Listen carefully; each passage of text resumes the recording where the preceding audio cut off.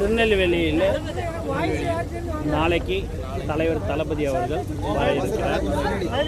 இங்கே இருக்கும் நிர்வாகிகள், மாவட்ட செயலாளர், வேட்பாளர்கள் எல்லோரும் மிக சிறப்பாக அதற்கு ஏற்பாடு செய்திருக்கிறார்கள்.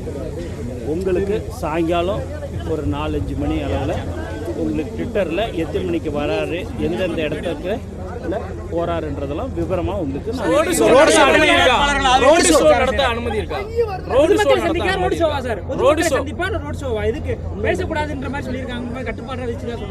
அதுதாங்க எல்லாமே உங்களுக்கு. நான் சாயங்காலம் 4 மணிக்கு மக்களை சந்திக்கிறதுக்கு தான் தலைவர் வராரு. இங்கே திருநெல்வேலிக்கு மக்களை சந்திக்க தான் தலைவர் வராரு. எந்த நேரம் அவங்க காவல்துறை எந்தெந்த விதிமுறைகள்லாம் இது பண்ணியிருக்கிறாங்கன்றது எல்லாத்தையும் பார்த்துட்டு உங்களுக்கு எல்லாமே விவரமா உங்களுக்கு தூத்துக்குடியும் போறாரா? அங்க போய் பிரச்சாரம் பண்றாரு. தூத்துக்குடியும் போறாரா? இல்லை, இங்க மட்டும்தான் தலைவர் வந்து இல்லை தூத்துக்குடிக்கு தலைவர் அங்க போறாரு. அதனால அங்க எல்லாரையும் மக்களை சந்திக்கிறார். மண்டல அளவுல அதான் 5 மாவட்டம் 4 மாவட்டம் சேர்ந்த வேட்பாளர் வருவாங்களா?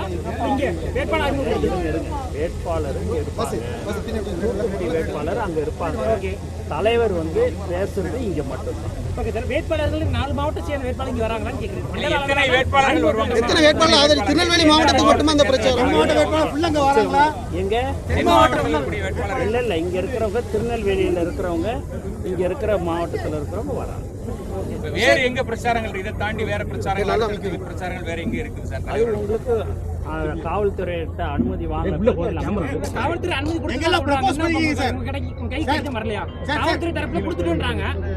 முரண்பாடான தகவலா இருக்கு. அதுக்குதான் இந்த பிரஸ் மீட்டே நம்ம வச்சுக்கிறது. நீங்க வந்து பேரிகேட் போட்டு தடுத்து நிறுத்திட்டீங்க. அதனாலதான்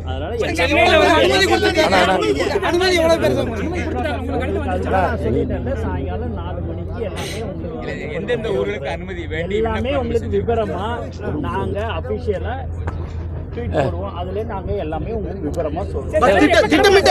கிளம்புறோம். தம்பி